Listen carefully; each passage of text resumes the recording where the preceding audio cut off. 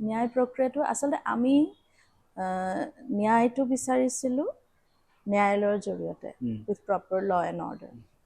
তো সেইটো কাৰণে আমি এই প্ৰচেছটোৰ লগত জড়িত হৈ গৈছোঁ। আৰু এইটো ন্যায় প্ৰক্ৰিয়াত অকল আমি নহয়, মানে এইটো ধৰা তোমাৰ দ্য ষ্টেট ভাৰ্চেছ বুলিয়ে কয়, তাৰমানে এইটো ৰাজ্যৰ গোটেই ৰাজ্যখনৰ কাৰণেই যুদ্ধখন হৈছে।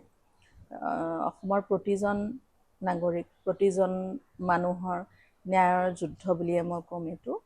আৰু আমাৰ যোনটো টীম এডভকেটৰ, তেওঁলোক বহুত মানে অভিজ্ঞতাৰে পুষ্ট আৰু খুব সুন্দৰভাৱে একদম তেওঁলোকে ইমান ষ্ট্ৰংলি তেওঁলোকে মানে কামখিনি কৰিছে।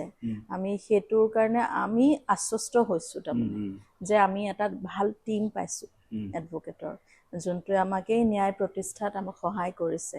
আৰু তাৰোপৰি গোটেই সমগ্ৰ অসমবাসী ৰাইজৰ মৰম আৰু আশীৰ্বাদ আৰু প্ৰেয়াৰ, প্ৰাৰ্থনা, চবতকৈ শক্তিশালী বস্তু প্ৰাৰ্থনা।